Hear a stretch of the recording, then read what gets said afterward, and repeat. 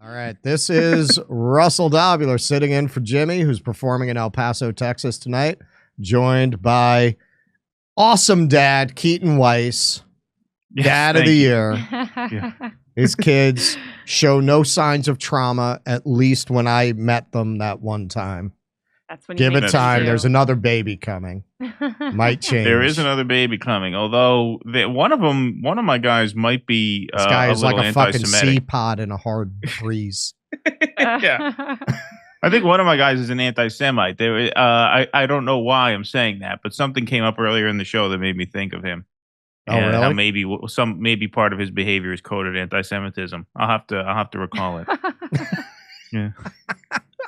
Okay, so this is a little bit of a change in tone. So if you're wondering why the media, the political class, is so intent on convincing you that anyone speaking out against this horrific crime against humanity being committed on a daily basis by Israel, why they are working so hard to convince you you're going to believe us or your lying eyes. It's because the things that your lying eyes are going to be seeing going forward as Israel goes into Rafah and as evidence of their war crimes emerge from areas that they've moved out of, they don't want you looking at that. And if you do look at it, they don't want you to think it means what it obviously means. So just warning you, some of the footage in this story is very upsetting. Some of the facts of this story are very upsetting. Before we get to the upsetting stuff, someone in the chat guessed it. Watermelon. That's it. You're right. My kid loves watermelon. One of my kids' favorite food is watermelon. And I thought maybe he's anti-Semitic. Yes. Right. It could Thank be. you, whoever that was in the chat. Could be. Yes. I mean, if he was eating watermelon and calamari, that would settle it. Right. And it's case closed. Yeah. Almost 400 bodies have been found in mass grave in Gaza hospital, says Palestinian Civil Defense. Authorities in Gaza have concluded their search of mass graves at a hospital in the south of the Strip and said they have uncovered a total of 392 bodies, including some still wearing surgical gowns. Sounds like Hamas fighters, huh? It's Hamas fighters out there in their surgical gowns. Speaking at a Thursday news conference, an official from the Palestinian Civil Defense in Gaza said workers have identified 165 bodies at the Nasser medical complex in Khan Yunis, following the withdrawal of Israeli forces from the area earlier this month. They are still examining the remaining 227 bodies to determine their identities, Mohammed al-Magyar said at the news conference in Rafah. We found 3 mass graves, the first in front of the morgue, the second behind the morgue, and the third north of the dialysis building, he added. The Israel Defense Forces said any suggestion that it had buried Palestinian bodies in mass graves was false, and that a grave at the Nasser complex was dug by Palestinians in Gaza some months ago. The Gaza Civil Defense acknowledged that around 100 bodies were buried in graves at the Nasser hospital before the IDF operation there. The Palestinian Civil Defense also showed graphic images on a TV screen at the news conference. CNN has reviewed the photos that appear to show several almost unrecognizable bodies at the complex. The images also include bodies of decomposed children. So this is some footage of a mother finding the body of her child. This is from Syed Mohammed Marandi. She recognizes the body of her son, who was executed by Israeli Nazis and dumped along with hundreds of other Palestinian men, women, and children in mass graves at the Nasser hospital in Khan Yunis. The Nazi regime must be completely dismantled. So let's see. نبيل افتح البوكسر انا شوف مخطط شوف لنا بجاكيته فيه اشي هذا مخطط لا مش اي طيب شو هو ابني نبيل والله نبيل جاكيته يما خذ الكادولة بس عشان جاكيته He recognizes him by his jacket.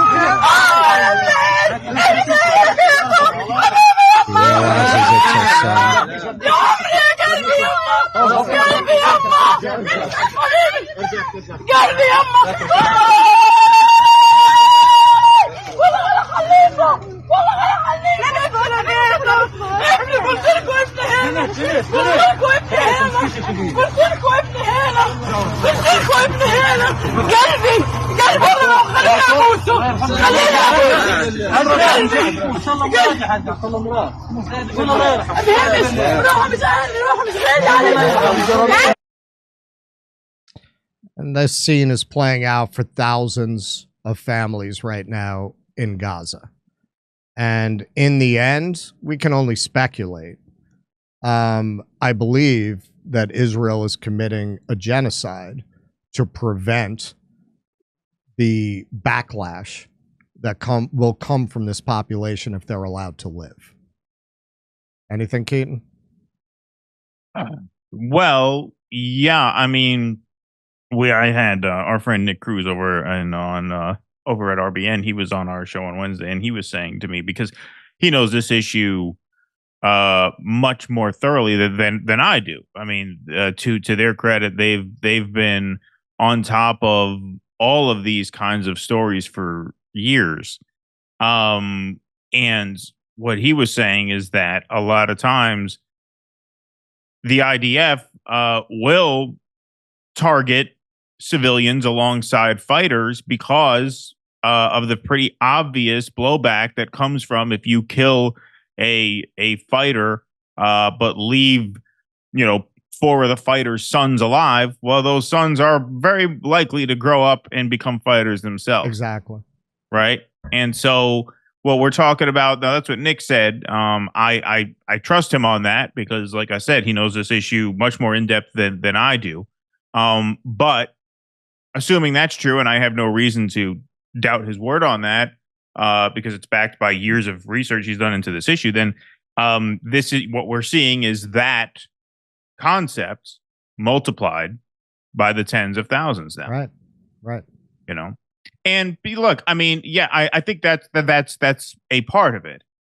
I think ultimately this is about lands. If you look at a map of Israeli land and the encroachment that they have made onto these occupied zones throughout the years, it's very obvious that they want to paint the entire block of land blue and white. Right. And they just needed an excuse to do it. Right. And October 7th was that excuse. Right. And now here they go. Right. I mean, I think that's probably the prime, political motivator. But of course, at a certain point, you have to double and triple down because of what you just said and what Nick told me, which is that if you leave survivors, those survivors grow up to become fighters. Right. Why wouldn't they? Right. Right. And I don't wish violence upon people, but this becomes an inevitable cycle that was started by the state of Israel. No question about it. There's no question who's at fault here. Well, the woman, her first impulsive reaction, the first thing she said was something to the effect of, "I swear I will shoot them." And then she says, "I want to die." So yeah, I mean, what's your first?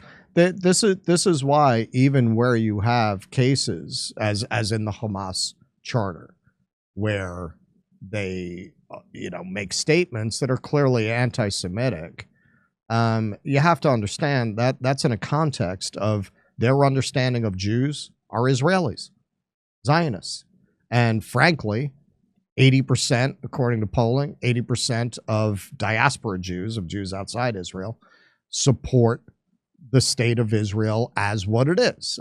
Some of them want a ceasefire, some of them want a two-state solution, but about 80% believe that Israel as a Jewish state should exist. And when you say that, you're saying you support the premise of an apartheid ethno-state. You support that. Of course. So it's a little hard to blame people for feeling that those things are synonymous. Now, clearly, given me and Keaton's position, given Aaron and Max's position, given many other Jews' position, given Jewish Voice for Peace and many other Jewish-led pro-Palestine organizations, those things are not synonymous. But damn, the Zionists have done a good job convincing people that it is synonymous. And when people like us speak out, they attack viciously. You're like the Jews who helped the Nazis in the camp. You're self-hating. They hate nothing more than a Jew who hasn't drunk the Kool-Aid on this. A CNN stringer who visited the scene on Sunday and Monday saw several decomposed bodies in surgical gowns. Photos CNN has reviewed show several bodies still wearing hospital wristbands. CNN footage also shows several other children's bodies decomposed in the complex. Al-Magyar said the civil defense witnessed the presence of children's bodies in the mass graves at the Nasser medical complex, which proves crimes of genocide.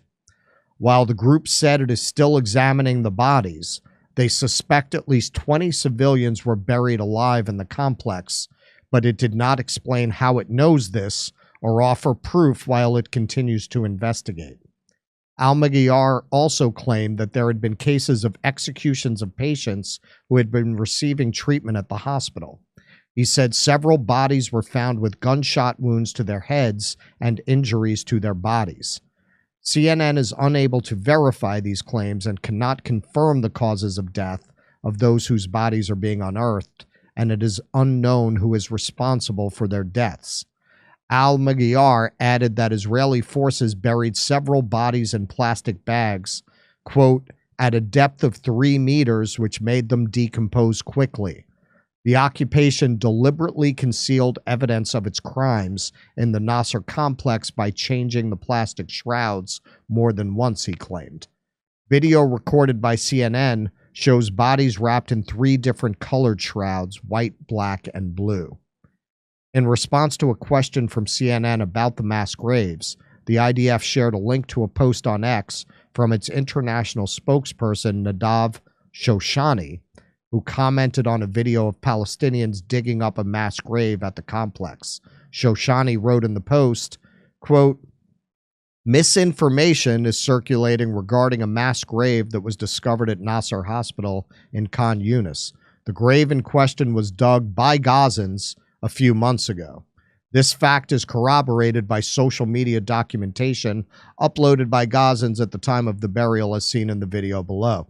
Okay, so the Gazans say they did have a grave of about 100 people, and this is very typical Israeli bullshit, right? They're deflecting to that to muddy up the question. Okay, so where'd the other 300 bodies come from? Asked, as long as they can create confusion around an issue, they're happy. That is their intent. Right, because the media will always make the best possible assumption about them and the worst possible assumption about the people in Gaza. Exactly. Asked about the mass graves at Nasser Hospital at a United Nations briefing in New York on Thursday, Stephanie Dujarric, a spokesperson for the UN Secretary General, said the organization is called for an international investigation, but said how that will take place is unclear at this time. Quote, investigators, wherever they come from, would need to have access to Gaza, which would require the permission of a number of countries, including Israel. Amnesty International has also called for an investigation into the mass graves at Nasser Hospital and another hospital in Gaza, the Al-Shifa Medical Complex, saying there was an urgent need to grant access to independent human rights investigators. Quote, mass grave sites are potential crime scenes, offering vital and time-sensitive forensic evidence. They must be protected until professional forensic experts with the necessary skills and resources can safely carry out adequate exhumations and accurate identification of remains. When approached for comment, the IDF also referred CNN to a previous statement about claims that Israeli troops had buried scores of Palestinians in a mass grave within the grounds of the hospital, saying they are baseless and unfounded. Okay, so this is Ralph Nader, who I guess got the message that he's never going to be welcomed back into the tent and has decided he doesn't need to kiss Biden's ass anymore. Stage 2 of Israel's genocidal war is emerging. Mass graves are being discovered. Torture of abducted Palestinian hostages thrown in Israeli prisons, and reports of selected human organ extractions from fresh Palestinian corpses in Gaza. Intelligence agencies report all this in their morning briefings to President Biden. Still, he sticks to his master Netanyahu and makes the American taxpayer pay $14 billion more for Netanyahu's slaughter of Palestinian children, women, and male civilians. So this footage is really remarkable. A reporter asked who we call Fat Sagar at the State Department what they think about the mass graves here. The Gaza Civil Service today held a press conference this morning, which was televised, and they said that evidence showed that many of those pulled out from the 3 mass graves that they found, including children, were tortured before being killed. Some even showed signs of being buried alive, along with other crimes against humanity that they accuse Israeli forces of. They called for an independent forensic investigation. This administration repeatedly says that it asks Israel, the Israeli government, to investigate itself. As a mediator for peace between Israelis and Palestinians, how does it ever make sense that the United States asks the accused party to examine itself and provide reports that you have previously said that you actually trust? What's wrong with an independent scientific forensic investigation? I mean, if the results of such an independent investigation prove the accusations to be baseless, then that would be in Israel's favor, wouldn't it? So, as it relates to the continued reporting about, we're seeing about these mass graves, first National Security Advisor Sullivan spoke a little bit about this yesterday, but we continue to find these reports incredibly troubling, and that's why yesterday you saw the National Security Advisor call for this to be thoroughly investigated. We want to see these facts looked into, and simultaneously we're continuing to press the government of Israel for more information. The IDF has spoken to this in some sense already, but we are continuing to press them for additional information. But why not have an independent forensic scientist, which the Palestinians are calling for? We think this does need to be thoroughly investigated, but in terms of the modality, we continue to want to see some additional information from the government of Israel before we make other assessments. But you're asking the accused to investigate itself.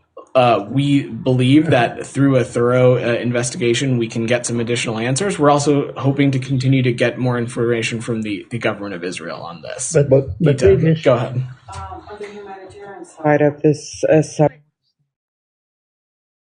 Okay, so that is just fucking insane. Well, hey, we're asking Israel for more information about its war crimes. So don't you think an independent investigation would be a good idea? Well, we're asking Israel. Keaton? I mean, I hate to keep saying the same thing over and over again, but I feel like I have to because I have to say what's on my mind. This is the shit they were saying in early November of last year after the Jabalia refugee camp, right? I mean, this is the same kind of gaslighting they were doing, 4 or 5 months ago, 6 months back. That I won't say they stopped doing it, but we didn't see as much of it because there was definitely a change in the way that was reported on by, mainstream outlets. Like I said, even MSNBC had turned on them. CNN has done some good investigations in the Gaza Field Hospital.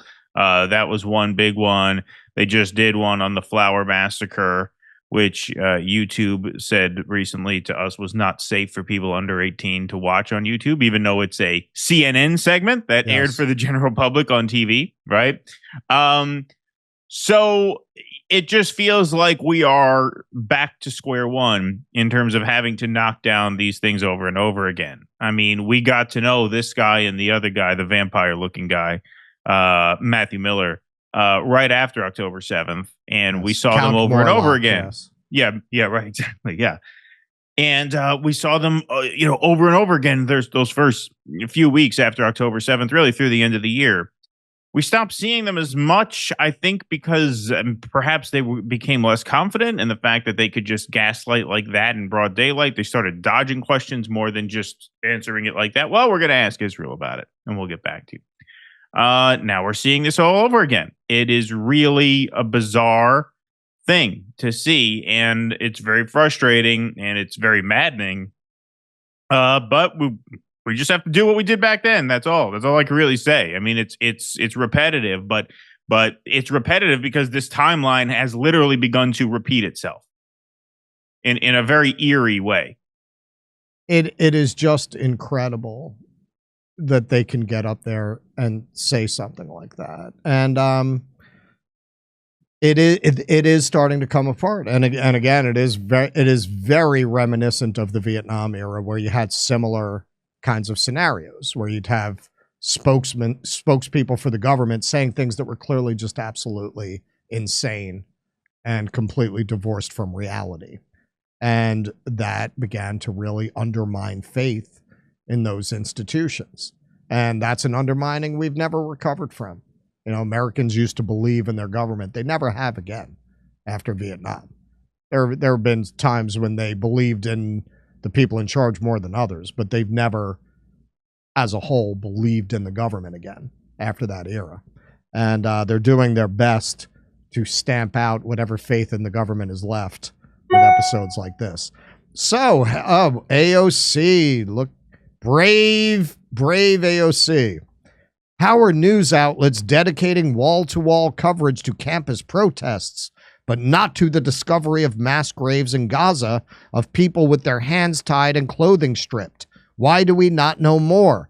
Where are the journalists and resources being dedicated to that story? Well, you know who could probably answer that? This guy. Amara Nasser says maybe you can ask him about the mass graves. So how about you withdraw your endorsement of Joe Biden? How about you stop running cover for Joe Biden? How about you direct those questions to Joe Biden? Trump is not the president, right? He's not the president. Joe Biden is the president. So isn't he responsible for what the government does now? So why aren't you calling him out? Well, you know, you saw Ilhan Omar at the Columbia protest the other day. Right. AOC was there too. I don't know if she was there today or yesterday. I saw a little footage of that. Yeah. But she was there recently. And this is another kind of infiltration, right? There's the Zionist infiltration going undercover, right, as saboteurs. But this is a different kind. This is a co-opting of these protests here, right? Just like, you know, the Zionists are there to disguise themselves as radical, you know, anti-Semitic sort of troublemakers, agitators, even terrorists. Some of them go as far as to say, Shai David I, where he called them terrorists. These are literally terrorists, right? So that's one kind. But then the other kind of infiltration is this, where AOC shows up. You have obviously, you know, members of the squad show up. You had Omar there. Her daughter goes to school there, obviously. And the purpose that serves is they show up there to normalize the idea that Biden supporters have a place at these protests. And I'm sorry, they fucking do not. They do not. If you are going to go around, if you're going to spend the next 5-6 months taking photos like this and telling people how important it is to Joe Biden, you have no place at these protests either. And you are an infiltrator just as much as the Zionists are. You really are. Absolutely. And I hope that as these kids are getting for real woke, not the bullshit woke, for real woke, seeing what the face of the state truly is and what they will truly protect, literally to the death, even against members of their class in good standing. As most of the students at Columbia would be. I hope they start doing that because, again, back in the Vietnam era, they turned on Johnson. Eventually, they did start to go after the Democrats. It's very interesting that you got a convention in Chicago this year, which I will be attending with Nick and with Kit from Harlan's Media, and we'll see what kind of shit goes down there. All right, this video is going to make you furious. Israel quickly went from this, from Mohammed Shahada. Israel quickly went from, we never dug those mass graves at the hospital, to everyone in those mass graves we dug were terrorists, terroristically terrorizing the terrorized before the terrorized slaughtered the terrorists. Okay. It's about that bad. At least 283 corpses found in a mass grave at Nasser hospital in Khan Yunis. The UN Human Rights Chief has said he is absolutely horrified. Who do you think those bodies are? Probably terrorists, because the ratio of combatant to innocent that Israel has is unprecedented in modern warfare. Okay, I just want to point this out. This is the bullshit line they're pushing this week. They've gone all the way back from what was pretty well established. Journalists have never been killed at this rate in any war, including World War II. You've never seen medical workers killed at this rate, and you've never seen children killed at this rate. They've gone right back to the world's most moral army bullshit, where based on nothing that I'm aware of, no actual study I'm aware of, no actual evidence I'm aware of, they've gone right back to the most moral army. We have our fighters to civilian ratio is unprecedented. Absolutely no evidence. They're going right back to claiming tens of thousands of these people who have been killed are actually Hamas fighters. Very few civilians. Based on nothing that I've seen. Have you seen anything, Keaton, to actually prove this? Because they're really pushing this line this week. No, I mean, it's mathematically impossible. Like, not only is it women and children, 70%. 70% women and children, so that's 20-something thousand dead right there. Hamas as an organization, according to Israel itself, is only 25,000 members. Right. So it is mathematically impossible that what she's saying is even close to true. Right? It's like not even in the ballpark of being true. Right. But they are all pushing this line this week on the theory. If you keep repeating it, it muddies the waters. That's what this is all about. Muddy the waters. We know we've killed about 15,000 terrorists. There was a terrible battle in those areas. So the chances are... How do you think these people died? In gun battles with Israel. Why do you think some of the bodies were found with ties around their hands? Well, because we probably arrested the terrorists. And then killed them. Well, I don't know if the terrorists fought back. I wasn't there. But all I can tell you is that this has been a very difficult urban warfare, that nobody on earth has experienced this type of warfare, where the terrorists are hiding in tunnels, where they're cowards because they won't face their enemy. They just leave innocent people up there whilst they hide in tunnels that are bigger than the London Underground. And they come out, they shoot, and it could be that many of them were shot and they were shooting in a battle. And it could be that there were bombs thrown by them and grenades. There could be a million different scenarios of why these were found. No, there cannot be a million. I'm sorry, can you pause it for a second? There cannot be a million different scenarios because their hands were tied behind their back. What do you mean they may have fought back and thrown bombs? They were kicking very...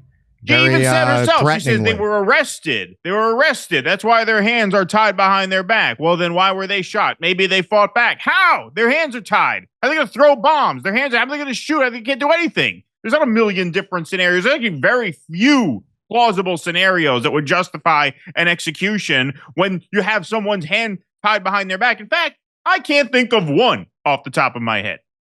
Well, in regards to what you were saying before, she gave a number. We've killed 15,000 fighters. That's impossible. 70% are women and children.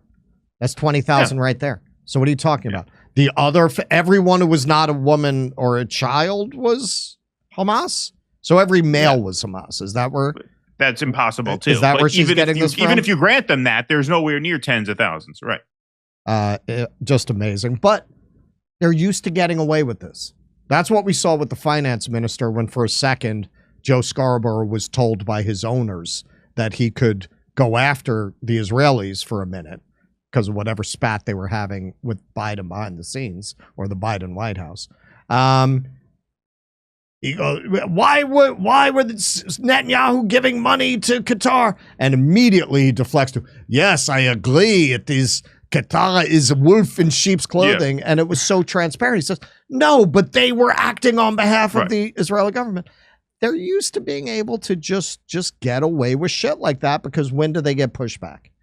When have they gotten pushback? Okay.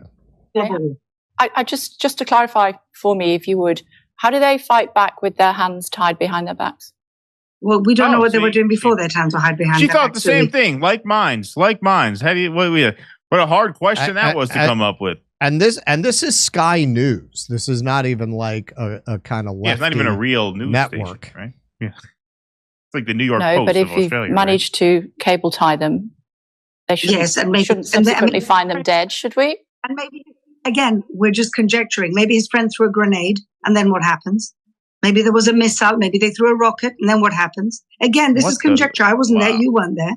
We can't know. All I know is that our army has the highest. Neither was moral Amnesty International, and they say there's. Yeah. Okay. I mean, Maybe they had one of those robot flamethrower dogs that are coming to the United States now. probably like she's trying now to say maybe their friend threw a grenade. It's just come on, man. So it's going to be very interesting how this plays out, because really we haven't had anything like this since Vietnam, where you've got war crimes that and the reason you haven't had it is after Vietnam they started embedding reporters. They learned their lesson. Just letting reporters free roam around Vietnam and broadcast that footage for the United States seriously undermines support. Most people are not fucking monsters. They do not like seeing children incinerated in napalm.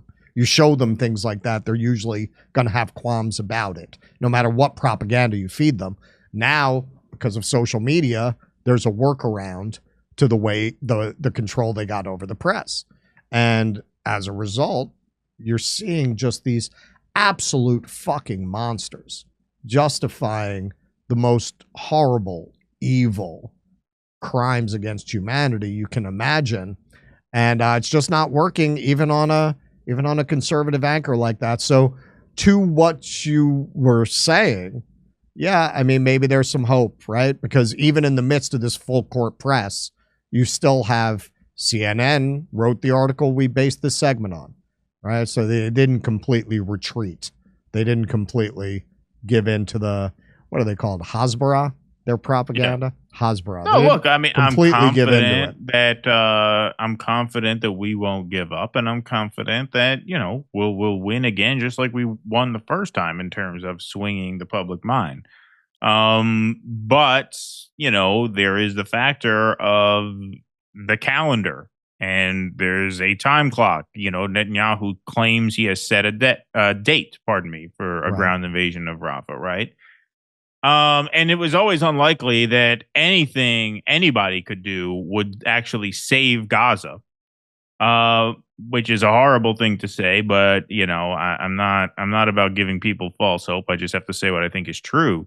But there will be justice for this. I'm fairly certain of that, and I know that seems unlikely too at times like this. But you are seeing chinks in the armor to the point where, is this going to sustain itself over a period of time? Even the children of the upper class. I mean, that's what's significant about the campus revolts. That, we're not talking about, a SUNY school here or there, or UC Berkeley. You're talking about Yale. You're talking about Columbia, right?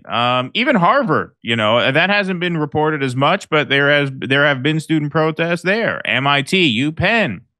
These are the people who are supposed to grow up to be the scumbag politicians who are trying to silence them. So if they wake up, what happens 10, 20, 30 years down the road? It's not a pretty picture for Israel in the long term. And so we just have to keep that in our minds as we go through this.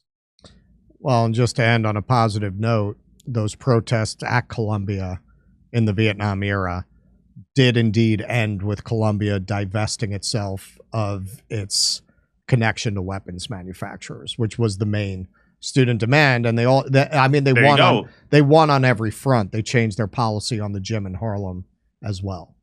Yeah, I mean, that's another thing. I mean, it's easy to lose sight of that, but the short-term demand of these protests is divestment on the part of their schools. Right. So why can't you just do it? Why can't you just do that? Right? Why? We're not going to do that. We're not going to divest from a genocide. We're going to send the cops in to beat the shit out of the kids. Right. Come on. How much longer can you really keep that going? Right. We have to focus on these concrete demands. Our objective here in America, in the West, around the world, needs to be to make Israel a pariah and to cut off all of its ties with the world economically and militarily. That is where we have to focus our efforts. That is where we'll have the greatest impact, I think. Hey, come see us do a live show in El Paso, Texas, San Antonio, Denver, Colorado, Los Angeles, California, May 19th at the Zephyr Theater. That's a panel show with video. Ashland, Virginia, Athens, Georgia, Rutherford, New Jersey, Minneapolis, Ontario, California, Irvine, California. Go to jimmydore.com for a link for tickets.